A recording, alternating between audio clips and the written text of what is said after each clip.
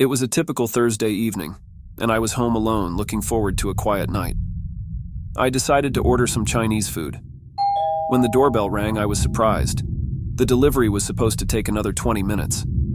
I opened the door to a man holding a bag of food, but something was off. He was looking around nervously and sweating, even though it was a cool night. "Here's your order," he said, his voice shaky. I noticed he didn't have a uniform, which was odd, but I figured maybe he was new. I took the food and gave him the money. He thanked me and almost ran back to his car. It was strange, but I was hungry and didn't think much of it at the time. I ate the food and settled down to watch a movie. Halfway through, there was a knock on the door. I paused the movie, wondering who it could be. When I opened the door, there were 2 police officers. "Did you order food tonight?" one of them asked. "Yes," I replied, confused. "Was this the man who delivered it?" They showed me a picture of the man from earlier. I nodded, and they exchanged a look.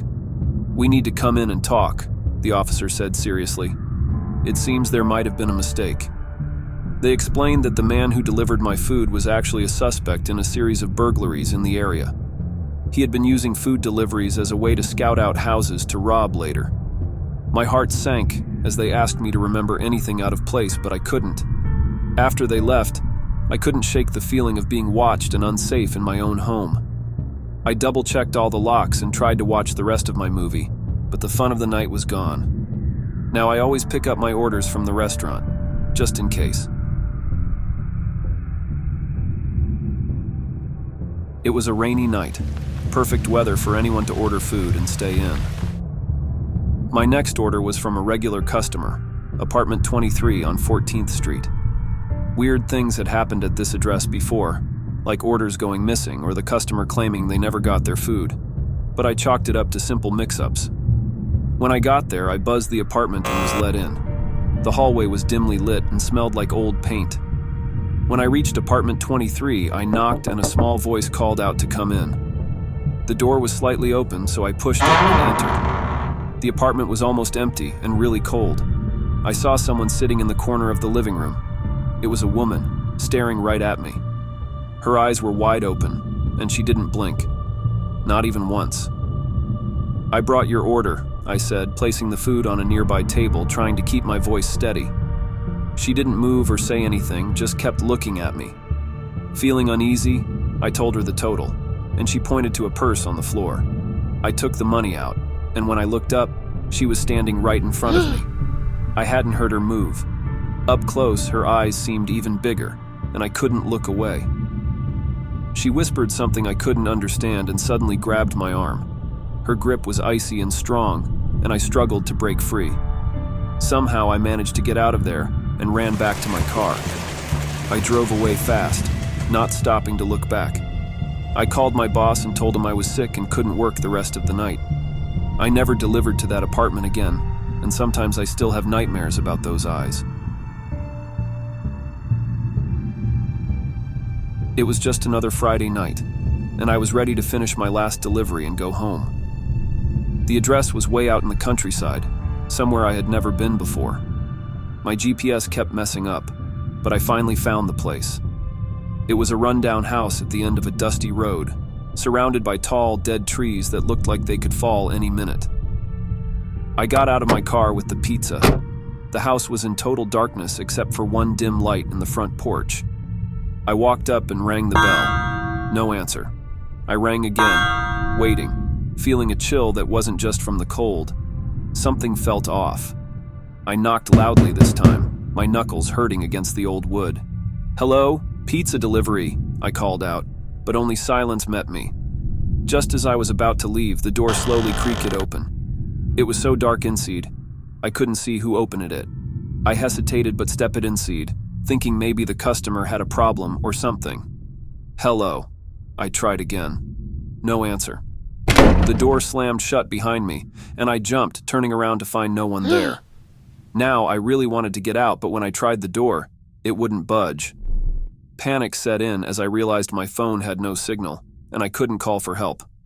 I shouted, pounded on the door, but it was useless. I was trapped. The hours stretched on, and I started to feel dizzy and scared, not knowing if I'd ever get out.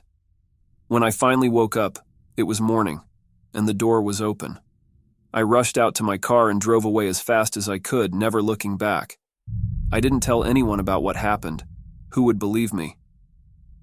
I quit my job the next day, always wondering what that was all about. In the glow of the dashboard, the clock flipped to 12 a.m. as I pulled up to the next stop on my route. The streets were eerily quiet tonight, the kind of silence that makes every small sound seem like a thunderclap. I had been a food delivery driver for 6 months, working the night shift by choice. I liked the peacefulness it usually offered, the empty roads. But tonight felt different, oppressive, heavy, as if the air itself was warning me to turn back. The address was an old apartment complex at the edge of the city, a place I hadn't delivered to before. The building loomed out of the fog like a specter, its windows dark and unwelcoming. I shivered, zipping my jacket up to my chin before grabbing the bag of Thai food and stepping out into the night. As I approached the building, the front door creaked open on its own, inviting or perhaps daring me to enter. I hesitated, a cold breeze nipping at my neck. "It's just the wind," I muttered to myself, though the night was notably still around me. I walked into the lobby and the door slammed shut behind me, the sound echoing off the tiled floors and bare walls. The elevator was out of order. An aged sign warned in faded letters, so I headed for the staircase, my footsteps a lonely sound in the empty building. The apartment was on the 5th floor. As I climbed, I couldn't shake the feeling of being watched. I paused, looking over my shoulder, but the stairwell was empty. "Get a grip," I scolded myself. "It's just a building." Reaching the 5th floor, I walked down the dimly lit hallway. The numbers were hard to read, the light flickering above me as if struggling to stay alive. Finally, I found apartment 505. I knocked softly at first, then louder when no one answered. "Delivery," I called. No response. I tried the doorbell, and a distant ringing echoed from within, a melancholy sound that made my skin crawl. I waited, shifting from foot to foot, the silence settling around me like a cloak. Just as I decided to leave, the door slowly creaked open. The apartment was pitch black inside, a void that seemed to breathe cold air into the hallway. "Hello?" I ventured uncertainly, straining my eyes to see anything inside. "Come in," a voice whispered so faint I wasn't sure I hadn't imagined it. I can just leave the food here," I said, setting the bag down outside the door. "No, please. Bring it in," the voice insisted, a little stronger this time but still soft as silk. Hesitantly, I picked up the bag and stepped inside, my heart pounding in my chest. The door shut behind me, plunging me into darkness. I fumbled for a light switch, but before I could find it, a small light illuminated the room. It was not much, just enough to reveal the outlines of furniture and the figure of an old woman sitting in a chair facing away from me.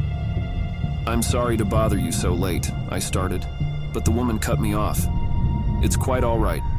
Please set the food on the table there." Her voice was gentle, almost melodic. I did as she asked, placing the food on a small table near the kitchen. As my eyes adjusted, I noticed the dust and cobwebs. The place looked like it hadn't been cleaned in years, the air stale and musty. I turned to leave, to get out of that suffocating apartment. "Wait," the woman said. I paused, my hand on the doorknob. "Would you sit with me for a moment? I get so few visitors." I hesitated, every instinct screaming at me to refuse to leave. But then she coughed, a dry, hacking sound that seemed to rack her frail body, and guilt washed over me. "Okay, just for a minute," I relented, walking back to the living room and taking a seat across from her. "Thank you," she sighed, and I could just make out her smile in the dim light. "It's nice to have some company." We sat in silence for a moment before she began to talk. Her voice was soft but clear, and she spoke of ordinary things at first. The weather, the city's history, her youth. But then her stories took a strange turn, speaking of shadows that moved on their own and whispers in the night. I listened, a chill running down my spine, feeling the darkness press in around us. Her stories didn't seem like the ramblings of an old woman. They felt real, urgent. She talked about being watched, about hands that would reach out for her when she turned off the lights. My discomfort grew, but I was too polite, or too afraid, to interrupt her. Suddenly, she stopped speaking, her head tilting slightly as if listening to something I couldn't hear. The air grew colder, and I saw my breath fog in front of me. "It's time for you to go," she said abruptly, her voice sharp and urgent. "You must leave. Now." I didn't need to be told twice. I stood, stumbling towards the door, fumbling in the dark to open it. As I pulled it open, I glanced back to see her still sitting there, her face obscured by shadows. Her eyes, I realized, reflecting a faint light that wasn't there before. I didn't stop to say goodbye. I ran down the hallway, down the stairs, all the way to my car. I drove away fast, not daring to look back until I was far away from that building. At home, I tried to convince myself it was all just a product of an old woman's imagination, the creepy building, and the late hour. But I couldn't shake the feeling of those unseen eyes on me, the sense of urgency in her last words. I never went back to that apartment complex, quitting my night shift the next day. Sometimes I still hear whispers in the quiet moments, and I wonder if I had stayed any longer in that apartment, what might have happened to me.